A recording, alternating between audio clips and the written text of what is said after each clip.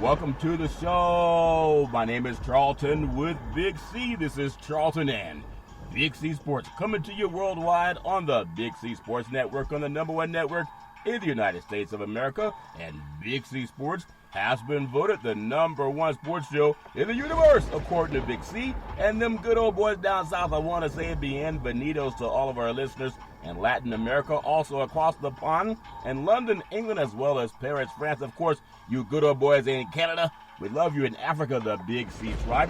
But there's no one we love more than the good old boys down south in the land of the free and the home on the brave on the beautiful January the 29th, 2020, Grande Deportes, Big C. How's it going for you good old boys down south? Well, Charlton, is getting close. We got anxiety and anticipation for Super Bowl 54 on Sunday. That sounds like something that would be on a southern menu. Anxiety and anticipation is all fair in love and war, I want to say. Big C Sports, powered by Google and Alexa. Just say Google. Our Alexa, play Big C Sports Podcast. You will hear, welcome to the show. You'll hear from our sponsors. I will introduce Big C as the Mystic, and he'll do his thing. And I really appreciate the way things are growing with Big C Sports Podcast. You can also follow Big C Sports on Xfinity, Comcast TV, Roku TV, Apple TV, Fire TV, and a lot of smart TVs all over the universe. Big C Sports, sponsored by your Northern California Cadillac dealers, home of the all-new Cadillac Escalade, the standard of the world. When you go by and test drive yours, tell them Charlton and Big C sent you, as well as a fleet of Cadillac cars. So much happening in the world of sports and entertainment, Big C, here in California. It's hard to tell the seasons because it's about between 60 and 70 degrees here in Northern California. This is wintertime, I believe. What's happening with the weather with you good old boys down south, as the great Al Worker would say? Big C, your thoughts? Well, Charlton, the president says there's no climate change in America. I mean, we've had some cold days here in the past week down south. Here it's gotten down into the 20s. And so we're getting the grip of winter down here. Yeah, you're getting the grip of winter. Well, we're getting a little bit of grip. It feels like springtime is already here, but I know it's not spring because we haven't had Valentine's Day yet, Big C. That's why I know it's spring is not on the horizon. I know it's going to come, but I hope that everybody is feeling better. I know it's been a tough week for everybody in the sports universe. It collects all over the world. People just pull together behind good and sad times. Again, thoughts and prayers to the Kobe Bryant family, and also the other family members who had victims and families that perished in that horrible helicopter accident. But we also know that just like the world is mourning, Kobe Bryant and his beautiful daughter and the other members that lost their lives, there are a lot of military people who go to war, and some of them don't come back home. And for those who do come back home, oftentimes they're just not right, Big C, and they need help. I know other programs are starting to do this National Suicide Hotline. I've seen it on other programs on different outlets, TV and radio. We do want to give out that hotline that you started, Big C, 800-273-8255. That's 800-273-8255. Or they can text 838-255. That's 838-255 to get some help. Big C, why is that so important to you? Well, Charlton, there's troubling times in the world and in America every day. And when we think about our great military veterans who have served this country admirably, Charlton, there always needs to be help for them once their service days are over. The National Suicide Prevention Hotline number, Charlton, is there to help hopefully stem this horrific disease called suicide in America, Charlton. And suicide does not discriminate, regardless of age, gender, or culture. The National Suicide Prevention Hotline number, Charlton, is there hopefully to be able to lend a hand and an ear to those who are wanting to help, for somebody to listen to. Yeah. But we also got to get these people access to cell phones, Charlton. When we think about cell phones nationally and even home line phones, Charlton, many of our homeless veterans have no access to this number. Yeah. So we have to find a way to get them phone accessibility to be able to call the National Suicide Prevention Hotline number. Yeah, it's always important. 800-273-8255. That's 800-273-8255. Or you can text 838-255. That's 838-255. I've heard people, and again, no criticism of anybody, but I've heard people saying we need to get, military veterans a dog. like a service dog that can help them. But if you're going through hard times, then having a dog is not going to help you. It's going to put the dog in hard times also if you're not thinking right and don't have a way to put food, on the table at times, Big C. That's just, everybody has a solution. I guess there's always different degrees of help that people need. I know we all need help at some point in time. I've had the opportunity to spend some time, over the past year being around elderly people, and oftentimes, we can take for granted that people can function on their own. Sometimes people are just dealing with issues. They may have their own residence, their own place called home. But I remember this commercial when I was a young boy growing up, and there was a lady that said, "I've fallen and I can't get up." She had a button that she called, I think it was Life Alert or something of that nature. So I want to make sure that on this beautiful Super Bowl Sunday, and people are mourning, the passing of athletes and other, people that have passed on, make sure you check on the elderly too. I know sometimes we just forget that as we get older, Big C, sometimes we can't help ourselves, Big C. Your thoughts?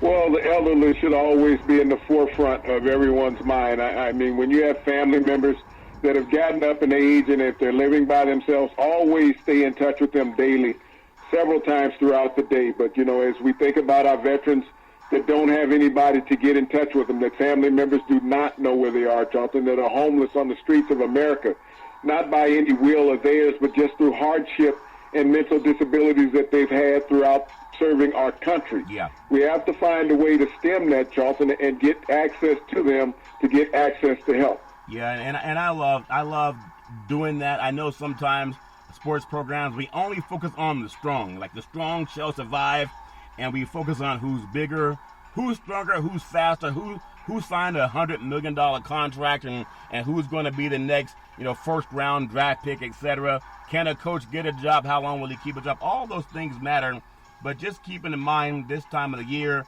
to look out for people who maybe have a hard time looking out for themselves. Love being that with Big C Sports. I want to just touch on the Super Bowl coming up, because I know we're coming up on Super Bowl Sunday, and it's a little bit melancholy. Super Bowl Sunday, it hasn't had that powerful build-up with nothing going wrong, and we know there's always things that happen in life, and sometimes it takes your mind off of things that are just for fun. Games are for fun. It's about fun, and reality hits you in the face, and you got to realize, check on the people that you love.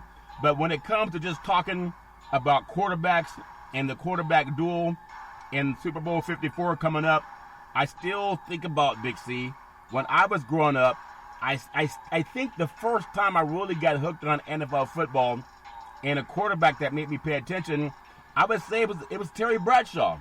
Because right about that time, I started getting into NFL football, and the Steelers had this steel curtain defense, and they had this team that was going to Super Bowls. That's like they went to 4 Super Bowls in 6 years. But now we have the new thing with coming up with Patrick Mahomes and then Jimmy Garoppolo. But going back in time, what quarterback turned you on to paying attention to NFL football, Big C? Your thoughts?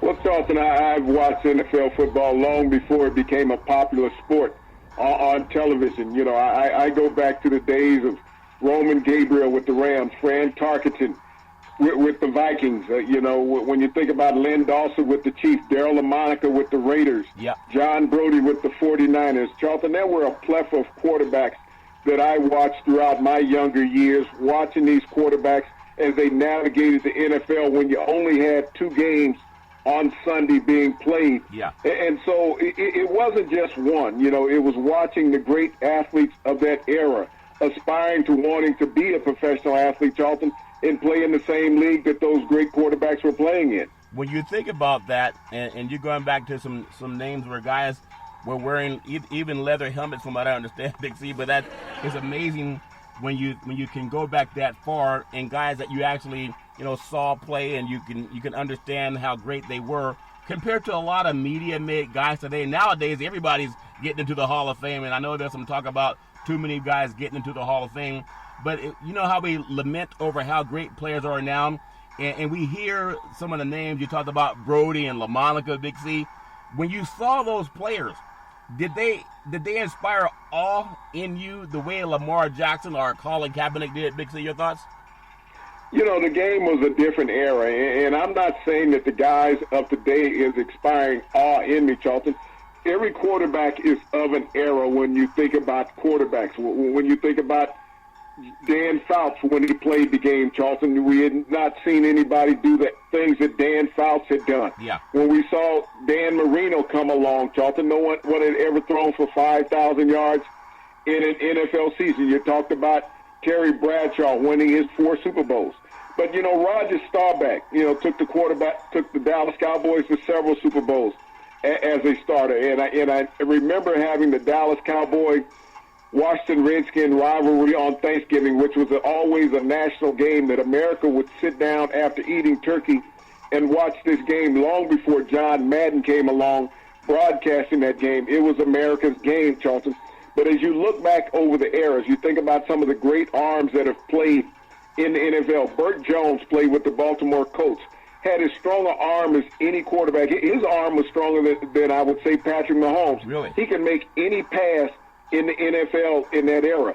So when you think back over time, we haven't seen anything new with quarterbacks. Lamar Jackson is nothing new. Bobby Douglas did that as a quarterback in his second year with the Chicago Bears when the NFL was much tougher. He rushed for 978 yards. And no one said, wow, this is going to change the NFL. It's going to change the dynamics of the league because we have a quarterback who can compete with the running backs. So what Lamar did this year was fantastic, but it's not going to change the dynamics of the NFL. Colin Kaepernick did it 5 years ago, and a decade before him, Randall Cunningham did it also. Yeah, thinking about those guys that did it, and maybe, you know, many guys don't get that opportunity just because they don't fit that status quo of a quarterback. So I want to go back to the days when you're saying that guys could throw and run the ball. I guess NFL used to be mostly a run league. It was a run-first league, a run-happy league. We had, you know, I think 12 games and 14 games. Now we're at 16. Hopefully we don't go to 18 regular season games. That would be anathema to the body. But if you know how back in the day there was a TV show with Lee Majors. It was called The $6 Million Man. He was, I guess, an astronaut. He had a crash on his rocket ship, and they put him back together again. They made him bigger, they made him stronger, and they made him faster. I think the myth of having that quarterback that's 6'3", 6'4", 6'5", you know, 215, 230 pounds, you know, those days that still looks good on tape, but it seems like, in fact, I don't want to guess. Let me ask you, Big C, you're putting together this $6 million man, now it's a $60 million man. What does your status quo quarterback look like if there is one, Big C? Your thoughts?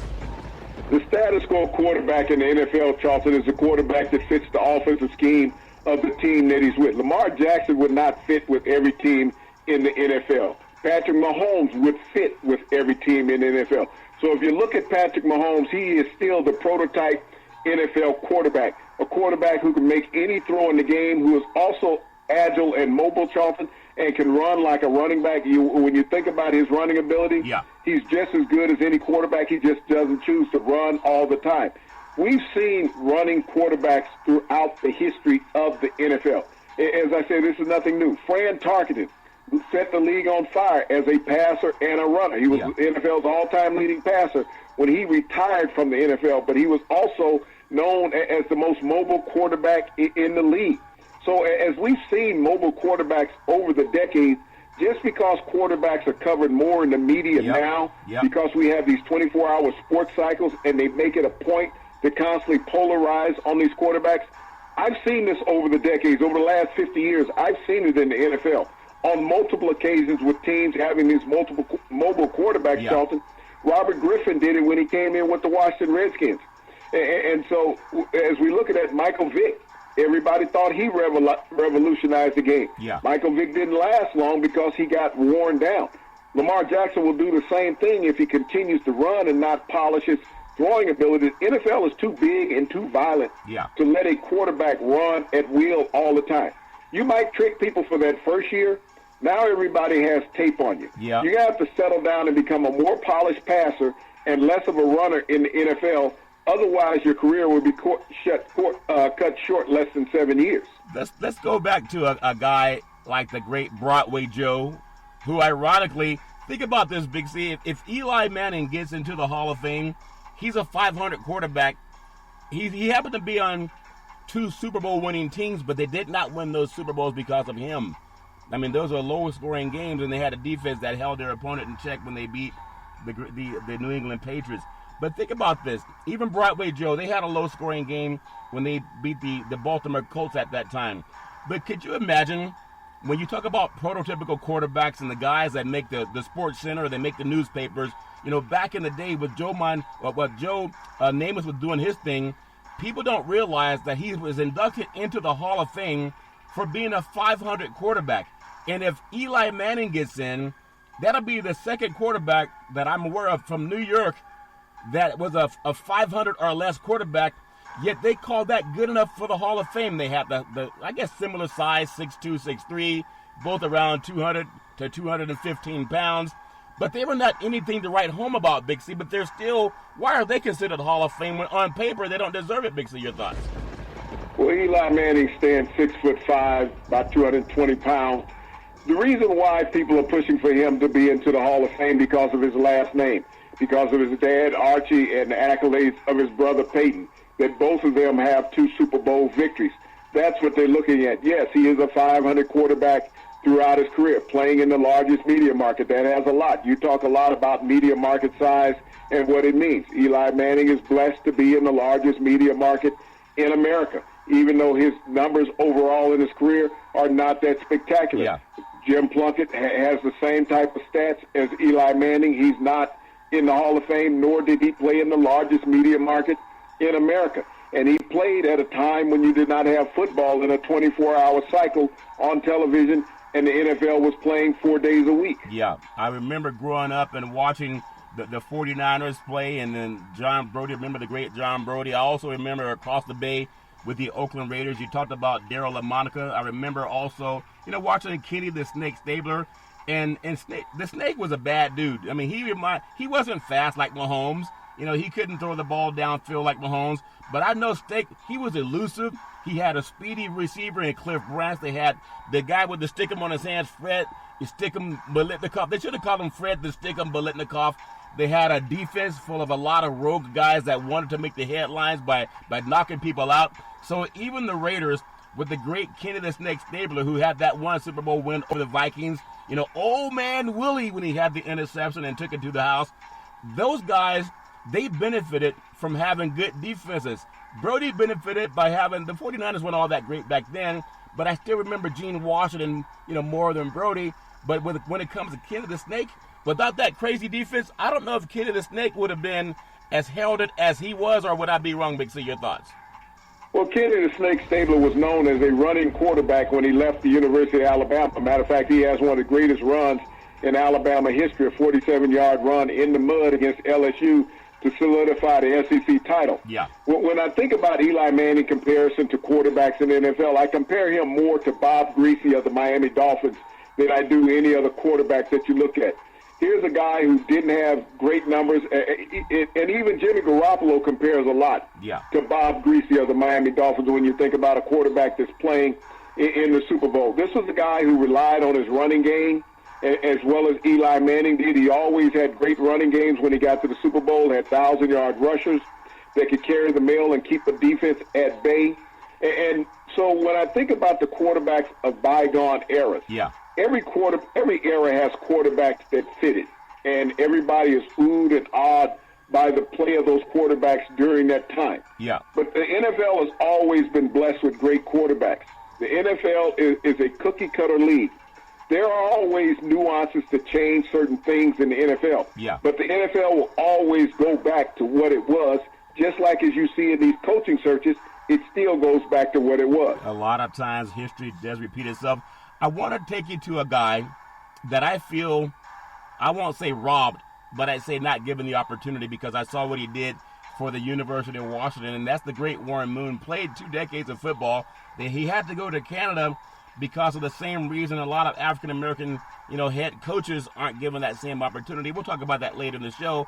But I think with Warren Moon, I think he won 5, Grey Cups in Canada. May have been 6, but I know at least 5 Grey Cups in Canada, where they throw the ball a lot, the field's a little bit longer. And I feel that his talent back in the day was a lot more suited for the NFL, therefore the championships. And had he been able to get through that bigotry that blocked him like Trump wants to build that wall, if they blocked him and his talent from participating in the NFL, a lot like Joe Gilliam back in the day that played for the Pittsburgh Steelers, I think those are two guys that would have definitely had some championships, Super Bowl championships in them. I know Warren Moon has the Grey Cup championships, but let me get your feeling on how Warren Moon's talent and even Joe Gilliam, had they been given the opportunity to compete, for at least 10 years in the NFL in their prime, how that would have maybe set records on fire. Big C, your thoughts? Well, Charlton, there was a wealth of quarterbacks that came from HBC universities that never got an opportunity to play quarterback in the NFL, starting even in the 60s. Yeah. They were always converted to defensive backs or receivers, Charlton. And so Warren Moon was just part of that path.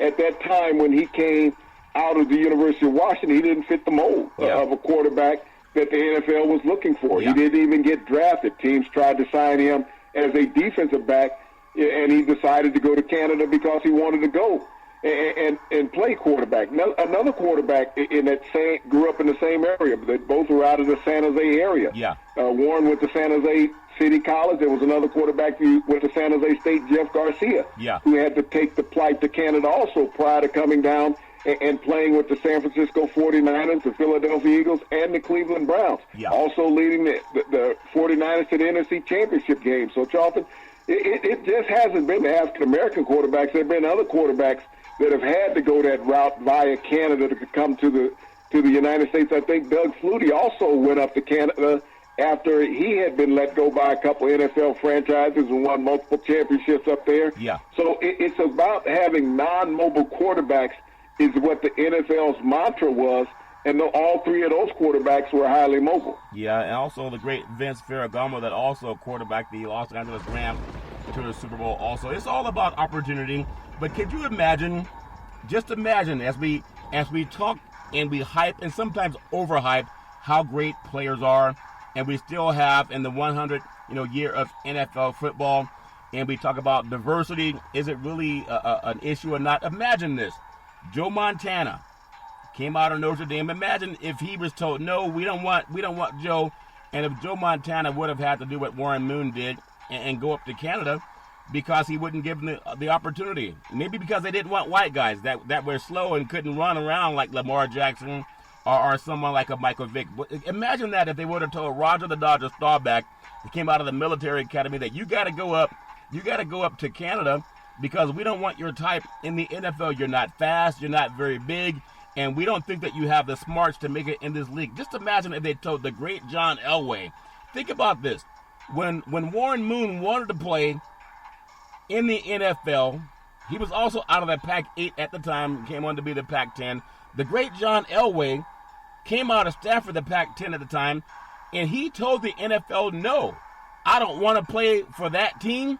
And he wanted them to trade him to he didn't want to play. I believe it was in Baltimore at that time. Didn't want to play there, and he ended up getting his wish. Eli Manning, same thing. I believe with the when he was drafted, he didn't want to play. I think it was for the Chargers. I might be wrong, but he didn't want to play there.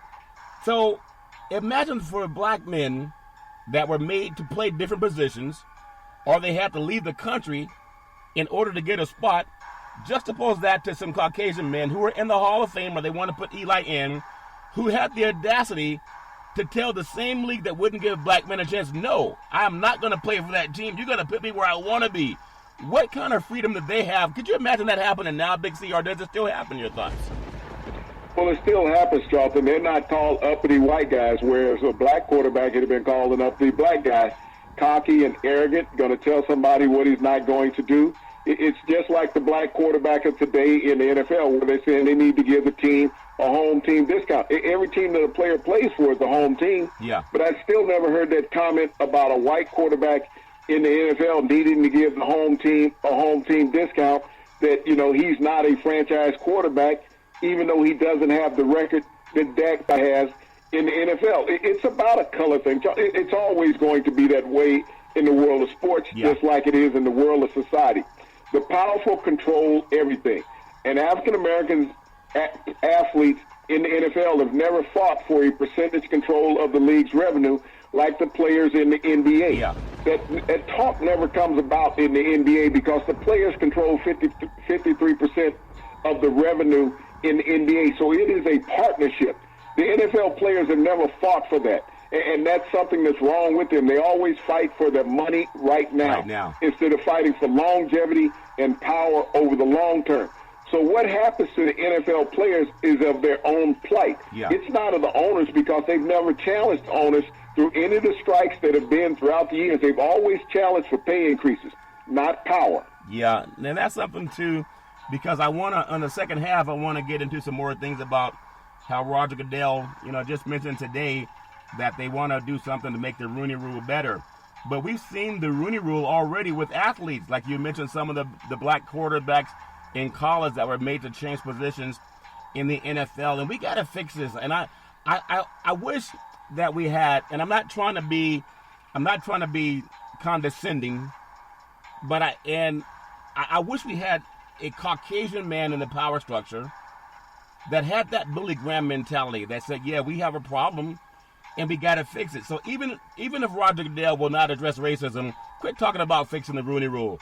Just say that racism is going to be okay as long as we put lipstick on it, Big C, if I can be, a little bit sexist with that. And because the same thing that's happening with these coaches, it happened with some of the players we talked about. And all it does is rob the sports fan, the guy with the paying dollar. It's not going to make it obsolete for white men to have the chance to compete in the business. They'll always have that. They're the majority society. Not that they're any better or any worse, but if you have musical chairs and all the chairs look like, if you have 10 musical chairs and 9 of them are one color, the same color, it's the same thing with quarterbacks that have been ostracized. Before we get to the Big C timeout, also known as the Big C pause, is there another quarterback that in the past that maybe spoke out like Colin Kaepernick did, was shut down or told to shut up, or we're going to just cut you from the team? Is there anyone in the past outside of Ali that played football in your mind, not Jim Brown, but a quarterback that maybe tried to stand up for equality, and we're still doing it? We're in the 100th year of it, Big C. Your thoughts? Well, Charlton, it's always happened with African-American quarterbacks. We talked about James Harris last night. He stood up and challenged the color line and defeated the color line in the NFL of what African-Americans could not do.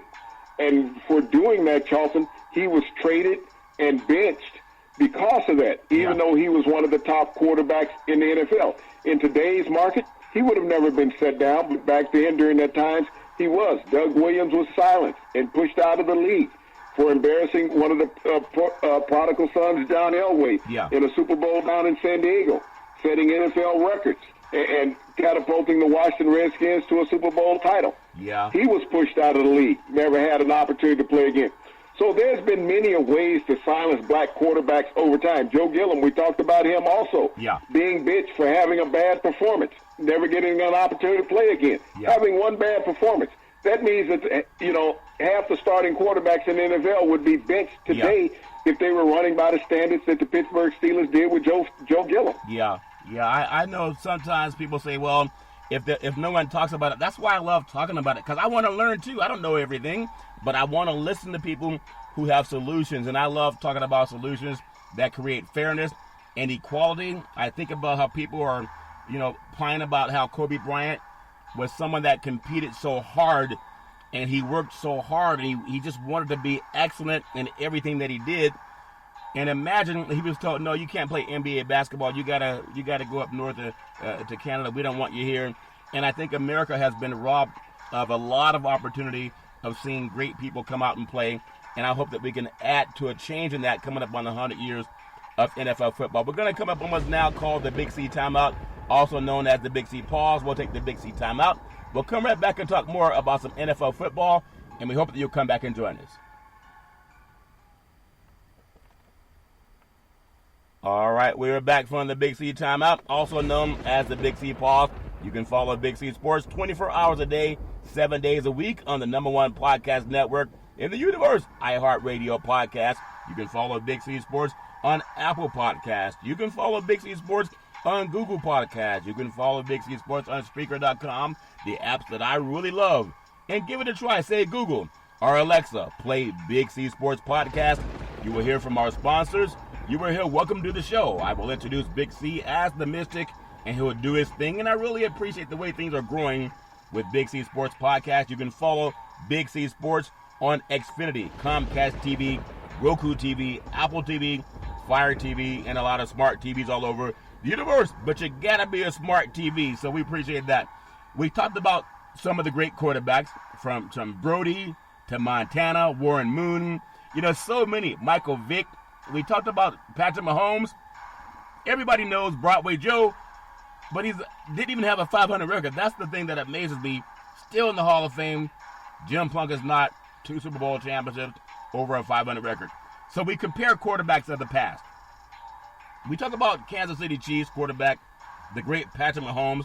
He averages 288 yards a game with 26 touchdowns and only 5 interceptions. And again, he missed a couple of games because this is the amazing thing about him. We talked about Lee Majors, the $6 million man, how they put him back together. They made him bigger, stronger, and faster. This man, Patrick Mahomes, is in the Super Bowl after he had a dislocated kneecap.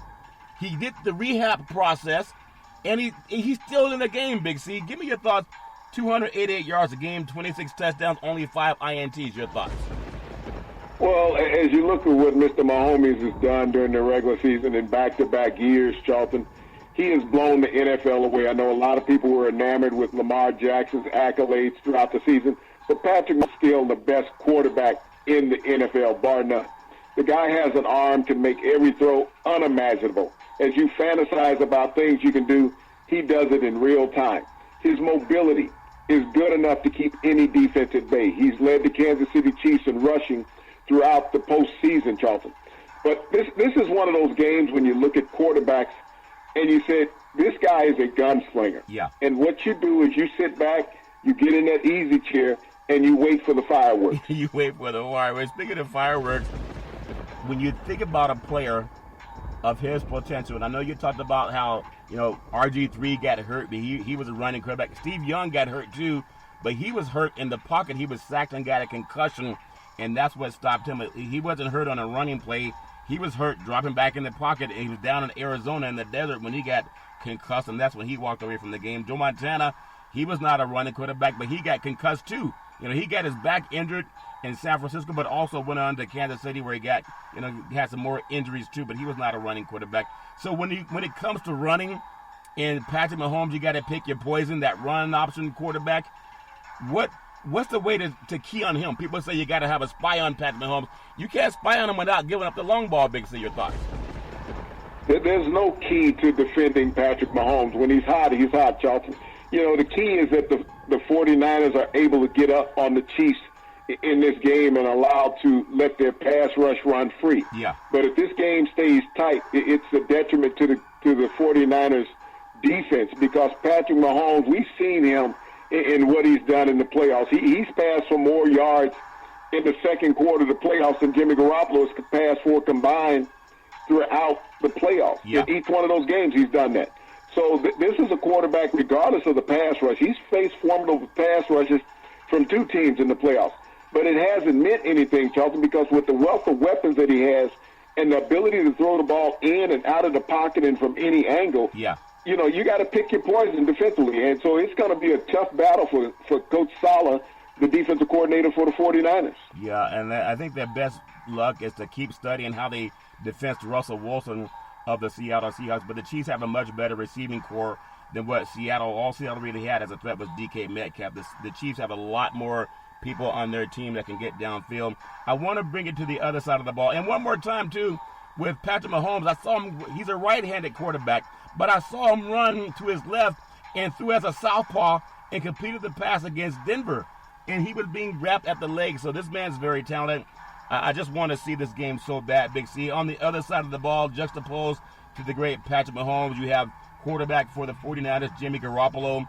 He averages 249 yards a game with 27 touchdowns and 13 interceptions, almost half as many interceptions as touchdowns. And that's why I believe they shut him down against the Minnesota Vikings and the Green Bay Packers. And people say, well, no, they shut him down because the run game was working. No one pays a quarterback $137 million to hand off the football, Big C. They shut him down because they saw what a lot of defensive coordinators saw too. He can cost you at least a pick. And they may see that in the Super Bowl. I'm not rooting against anybody. I'm just studying film too. But when you look at that, 249 yards average in a game, 27 touchdowns on the season, 13 interceptions. That's almost one per game. And he only had 19 passes in his last 2 playoff games. Big C, your thoughts? Well, I compare Jimmy Garoppolo a lot to a gentleman I mentioned earlier, Bob Greasy. Well, when you think about the Miami Dolphins, and they dominated the NFL during that time with a running game with Jim Kick, Larry Zonka, and Mercury Morris, we see the same thing with the San Francisco 49ers dominating with a run game, with Mostert, with Coleman, with Usyk. Yeah. This is a team that's run first. Just like the Miami Dolphins of the 70s were built, the San Francisco 49ers of the 2000s have been built the same way.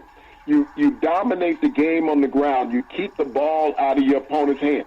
When you look at Jimmy G, when called upon, he has had some big games throughout the season. He has passed for 400 yards on a couple of occasions. He's passed for 4 touchdowns in 3 different games.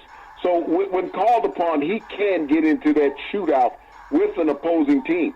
I just don't know if they have enough to get into a shootout with the Kansas City Chiefs. Yeah, and I think a lot of if you look at his yards after catch, he's more successful when he's throwing under 20 yards, not when he's trying to go 40 yards downfield. But that's just my opinion. But I want to get your thoughts also on the defensive side of the ball, because everybody says the teams with the best defense, and stats prove it out, in the last 20 Super Bowls, I know you say the team that scored the most points won, and we know that, Big C, but Las Vegas is a little bit different. The team with the best defense has won 15 of the last 20 Super Bowls, and that would be the 49ers. But also, if you're turning the ball over through a pick, and most likely to throw a pick would be, Jimmy Garoppolo over Patrick Mahomes. Just my opinion, Big C. But look at the 49ers and the Kansas City defensively in the playoffs. The Kansas City Chiefs, they're giving up 368 yards a game.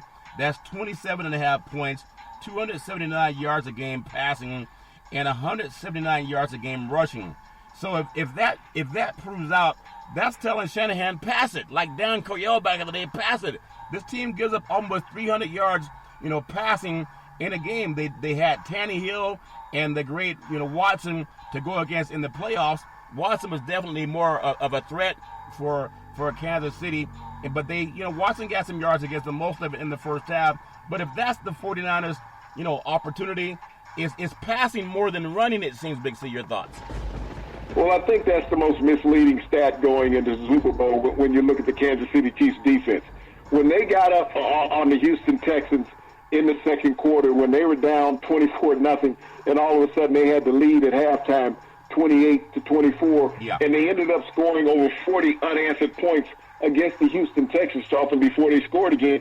You got to realize that the Houston Texans were throwing the ball often. Yeah. They abandoned their running game, so that really escalated the passing numbers against the Kansas City Chiefs defense, as well as they did with Tennessee. Yeah. Once they got up on Tennessee at halftime, Tennessee was trailing.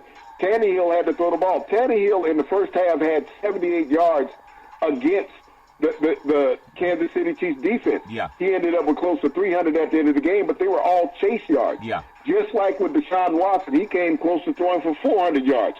So they were all chase yards in the game. So those are misleading stats against the Kansas City defense, because they had held the teams in check and kept them down until they had to just chase them. Yeah. Another thing, too, when you look at Kansas City, if you compare Garoppolo to Deshaun Watson, Deshaun Watson makes a defensive coordinator, have upset stomach trying to figure out how to defend this guy, and they found a way to overcome him. And so I think Deshaun Watson's a lot better quarterback than Jimmy Garoppolo, Big C, passing the ball, running the ball, even his ability to improvise. I think he's a lot better quarterback, and they were able to deal with him too. On the 49ers, they're giving up 313 total yards per game, 198.5 yards passing, and 114.5 rushing. The Chiefs, I don't think they're my opinion, their best chance is not to try to control the clock by running the ball. Let Patrick Mahomes do what he's been doing, which is that play option, that run-pass option, and he can be a running back as well as a quarterback. They don't have to try to line up and just run the ball. I think that can create some problems for the 49ers, but I also know that 49ers defense, they can get after you with 4 down linemen. Big C, your thoughts? Well, Charlton, when I look at the 49ers defense in the playoffs, they played against 2 inept quarterbacks.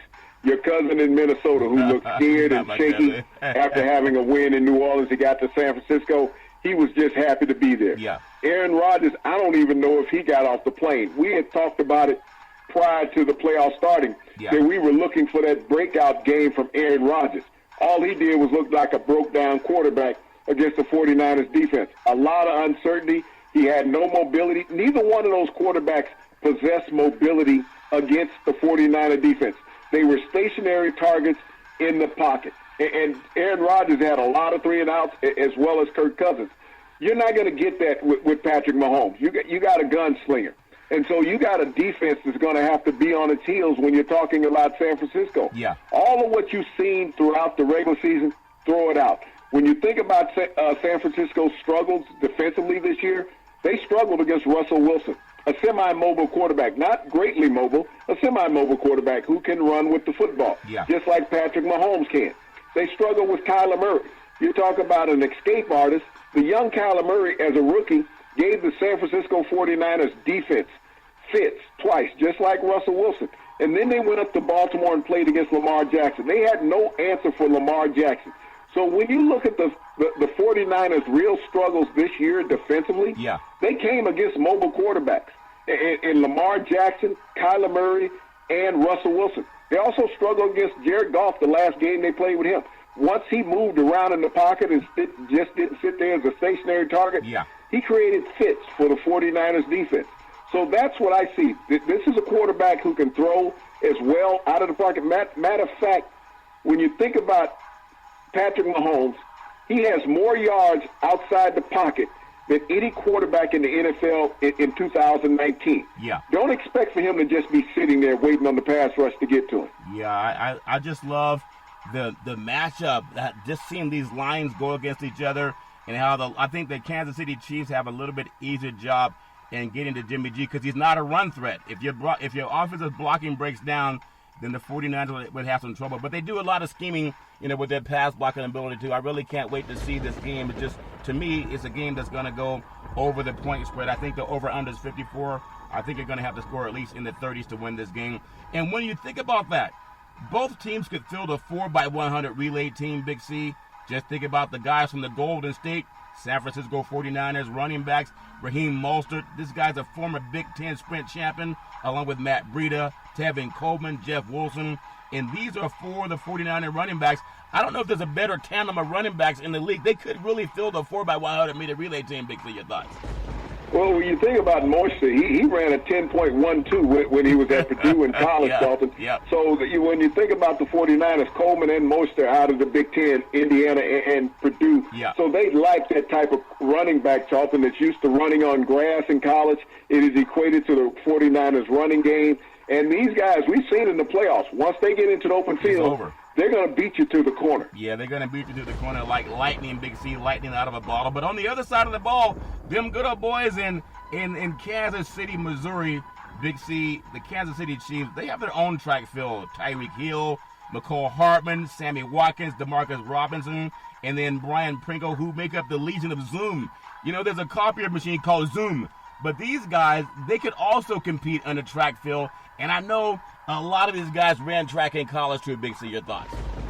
Yeah, especially Tyreek Hill. He was clocked at a 9.84, Charlton, 100 meters. So when you talk about a guy that can pick him up, lay him down, world-class speed, that's Tyreek Hill. But McCole Hardman is no slouch himself, the rookie out of Georgia, Charlton. He has been guns a-blazing. Sammy Watkins has really stepped up in the playoffs. So when we talk about a Super Bowl, this is a Super Bowl that's filled with speed demons. You're talking about guys that are blazing, getting up and down the fields. We haven't seen this type of speed on one field in a Super Bowl, Charlton, ever. And so we're talking about dynamic, excitement. We're going to get that on Sunday. Yeah, we're going to get that on Sunday. And that's what I love about this game. It has so much to offer, Big C. You think about it, as you just mentioned, the Kansas City Chiefs relay team average 15.45 miles per hour. The 49ers relay team average 13.27 miles per hour. So we'll see a lot of that speed. And I believe the weather's going to be nice down and beautiful, the Sunshine State in Florida on Sunday. We should have a treat to watch great NFL football. It's not going to be like last year's game that was very boring and hard to watch. 1 year ago, the great Dee Ford potentially cost the Kansas City Chiefs a trip to the Super Bowl. Now he's trying to help stop the Kansas City Chiefs from winning the game. What a juxtaposition, Big C. Your thoughts? Well, as we talk about defense, having an impact on this Super Bowl, Dee Ford potentially could have been in back-to-back Super Bowls when you think about him being offsides against New England last year in the AFC Championship game that led to the Patriots going down and scoring and tying the football game, Charlton. But here it is now. He's facing his old teammates in Kansas City. You're going to be facing two offensive tackles that are very knowledgeable of Dee Ford. Yeah. And so I don't know if he's going to get off against these guys, but since he's been back, the San Francisco 49ers pass rush has been complete. If you look at the games that they struggled, Dee Ford was not in the lineup. He creates a nightmare for matchups. When he's on the field, he's allowing other guys to run free. Yep, it's amazing. It's just this game has everything we want to see. When you think about, we talked about all the great quarterbacks from way back, Sonny Jurgensen, Broadway Joe Namath, Hall of Fame quarterback with less than a 500 record. Will Eli Manning get in there? Talked about how the great Warren Moon was discriminated against because people didn't want to win without a certain skin color in the backfield. Kenny the Snake Stabler, George Blanda, Daryl LaMonica, so many great players. We've talked about Fran Tarkenton. And now you come out to the West Coast where you have quarterbacks that have gone to the Super Bowl, and Joe Montana and Steve Young. You had Colin Kaepernick. And now we're looking at Garoppolo being the quarterback of a team, heading to the Super Bowl. The 49ers quarterback, Jimmy Garoppolo, he's 20 wins and 5 losses as a starter during the regular season and 2-0 during the playoffs. But I'm telling you, you could have brought an old-timer. Joe Montana could have played quarterback for the Niners in the 2 playoff games because he wouldn't have to pass it more than, 8 times a game, Big C. Your thoughts?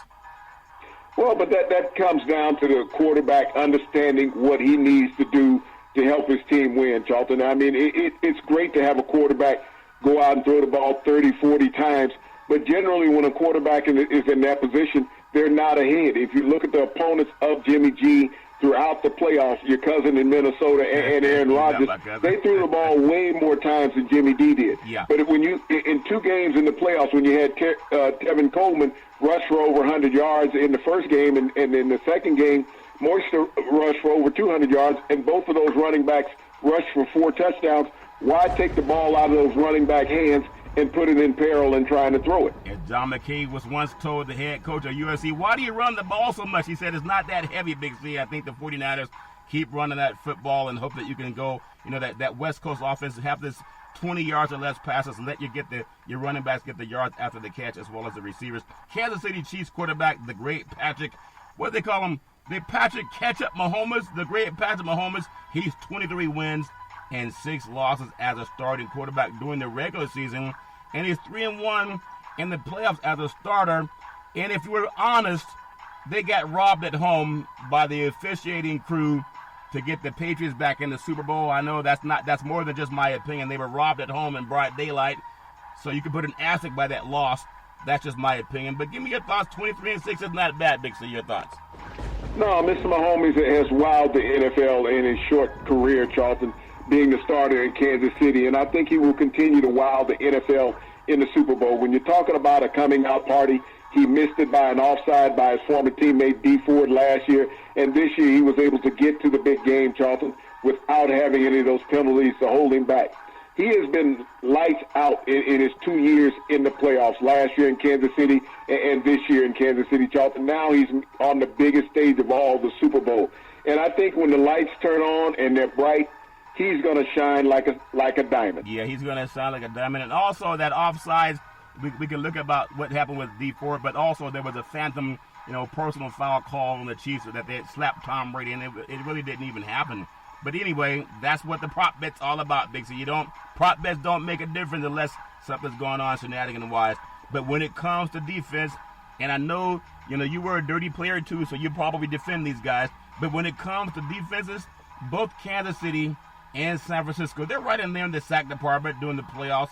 The 49ers, that fistful of gold, they're looking for another ring. They have 9 team sacks. Kansas City, people keep talking about the offense, how great Patrick Mahomes is and how fast the receivers are, Big C. They have 8 sacks. Now, granted, they played against Watson. Sometimes he'll run into his sack also, Big C. Your thoughts? Yeah, but, I mean, when you think about Kansas City, they played against 2 mobile quarterbacks. Deshaun Watson, a highly mobile quarterback. Ryan Tannehill has mobility.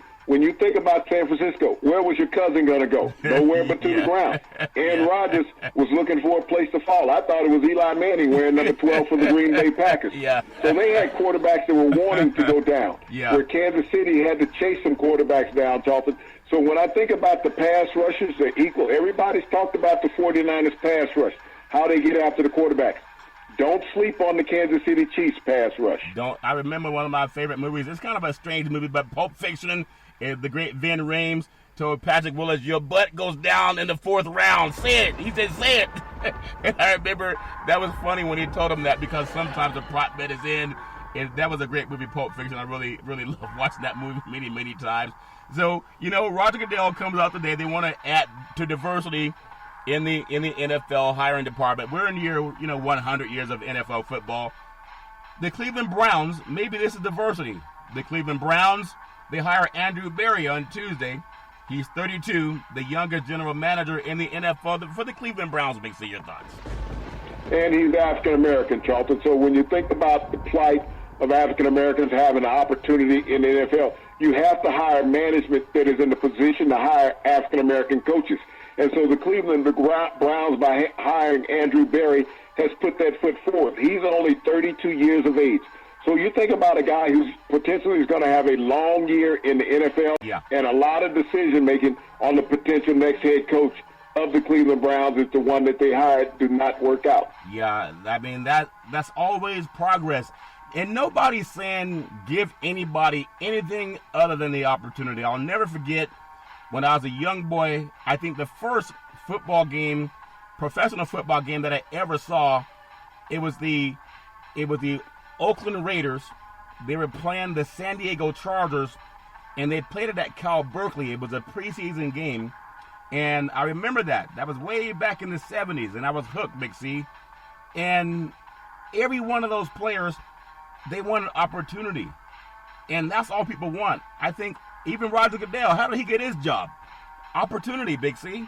Knowing the right people, being the right skin color doesn't hurt, historically speaking, but the opportunity. And I hope with all the speeches about Kobe Bryant and how hard he worked and how much Kobe just had a passion for what he did, I hope that people will really be fair in seeing that people cried for Kobe all over the world.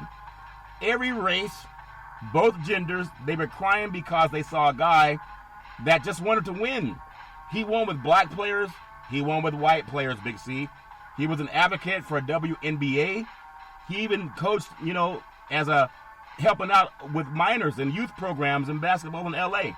I hope that Goodell can make that part of his lineage too, and I think that's a good start. But I want to just compare this thing about coaches and how to get jobs. I don't know the answer other than talking about it, because only white men who benefit from that oligarchy of power, you would have to be someone who's honest to come out and talk about it. And we don't know it, but the great John Gruden, the highest paid coach, versus some of the African American coaches that haven't gotten opportunities, people say, well, you got to win at a higher winning percentage. Well, John Gruden, he's won about 51% of his games. He's 106 wins, 100 losses. But if you take out the team that won the Super Bowl 37, that's a Tony Dungy's players. They went 12-4 that year. He would really be 94 wins and 98 losses. He's a losing coach as a head coach. So why is the bar so high for black men that if you don't go, 500 or more in your first year, they're going to let you go? John Gruden, if he were black, he wouldn't have that job. Big C, your thoughts? He still hasn't gone 500 since returning back to the Raiders, Charlton, in 2 seasons. The reason why African-American coaches don't get hired, and you just have to be honest, the NFL is a good old boys network. It is owned by white owners, Charlton, white billionaires. And when you sit down, you want to have somebody that you're comfortable with, that you can talk any language, you can make any gesture or statement that you want. This is the reason why African-Americans don't get the jobs, Charlton. You just have to be honest with it. The NFL mirrors society. Yeah. It is owned by white people, period. And you don't have any black owners in the NFL. We have very few black personnel, people in the NFL that can dictate anything, and they still have to answer to the white owner. Yeah. So as we sit down and Goodell is saying he's going to have to look into it, and the Rooney Rule is just a name. Yeah. It's not a law. And so until the NFL enacts something that is in concrete, that makes it a concrete law, just like the Congress and Senate passes laws, Charlton, the NFL has to implement a law that they put in place, that it is a requirement. And if you don't interview, then you lose a number one draft pick. Yeah. The NFL is not going to do that to each other. They're not going to mandate themselves. They'll say, we will think about it, okay? I'm the rich guy with all the money. Yeah. I will think about it. And if I don't feel up to it at this point, what, you're going to fine me $200,000? Do you want that in nickels or dimes? Yeah, nickels or dime. How about something outrageous? If you're a Caucasian coach and you don't sign this petition, that every owner of an NFL team has to at least open the books on who they gave the job interview to. That would make them be fair. And if you don't sign the petition, then you're banned from coaching for that year. That would make people say, hey, wait a minute. You mean I can't, if John Gruden can't coach, if Davis doesn't open up the books and show if there's job vacancies, who they went through the hire? I mean, you can say retroactively, in the last job opening, did you at least give an interview to people to make it fair? We fight so hard for Title IX. I advocate for women. I advocate for everybody. But it's a sad dog that don't wag his own tail. And I know sometimes people don't do things unless they face the crime. They got to face a punishment. That's why we have a court to adjudicate law. I just hope that we can get rid of these disingenuous people that say, well, I'm going to look into it. No, you don't look into it. You start fining teams. You give them a fine. You impose a penalty, just like the court system. The judge doesn't look into anything. They slap a fine and a sanction on your butt. And I hope that Goodell would do that. But again, he works for the owner, so maybe that's Pollyanna's. Make sure your thoughts. He does work for the owners. He is an employee of the owners. So when you think about the Goodell looking into something, Charlton, yeah, he is a spokesperson for 32 people. That's what he is. Yeah. He is the press secretary of the NFL. That's all the Goodell's job is in reality. He is not going to tell a billionaire what he can and cannot do. Whenever he puts a sanction on a team, he has to get the approval of the other owners, Charlton. He's not a wild gunslinger out there running ruckshot over the league's owners. He does over the players, but not over the owners. Yeah, ironically, just looking up some of the names of NFL coaches, and we'll close with this. Bill Walsh, the late Bill Walsh, great coach, great mind. People love Bill Walsh. He coached out of Stanford also, and then became really more famous with the 49ers. Bill Walsh had 92 wins, Big C. Think about that, 92 wins.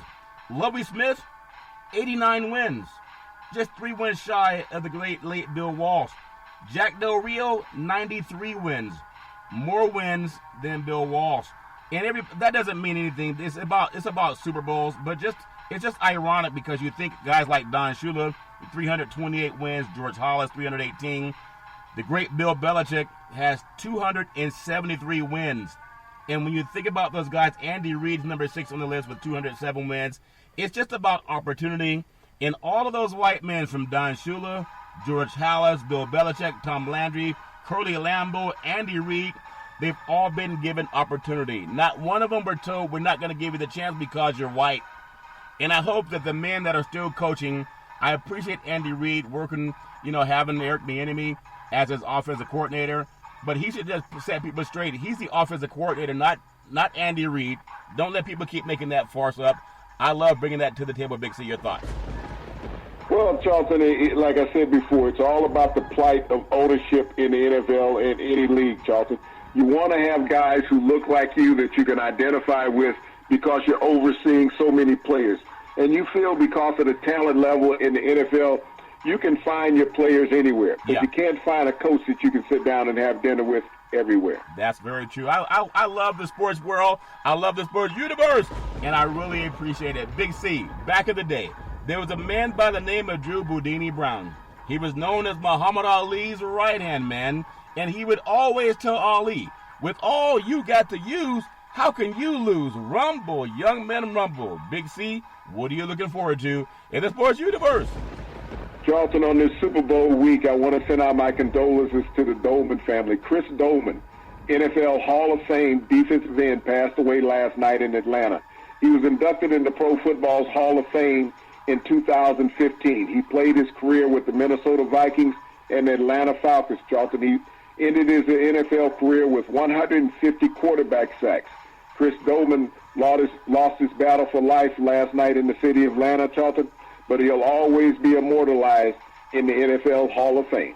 Will always be immortalized, and our thoughts and prayers are definitely with his family. And I want to say you can follow Big C Sports 24 hours a day, 7 days a week on the #1 podcast network in the universe, iHeartRadio podcast. You can follow Big C Sports on Apple Podcasts. You can follow Big C Sports on Google Podcasts. You can follow Big C Sports on 2 apps that I love called Google and Alexa. Just say Google or Alexa, play Big C Sports Podcast. You will hear from our sponsors. You will hear Welcome to the Show. I will introduce Big C as the Mystic, and he'll do his thing, and I really appreciate the way things are going with Big C Sports. As we always tell you, there's never, ever an excuse for domestic violence. If you know any man or woman going through that garbage, please pick up the phone and call 911, because no man or woman should ever have to go through that garbage on their own. And as we always tell you on every Big C Sports show, we thank you, we appreciate you, and we hope that you have a super fantastic day.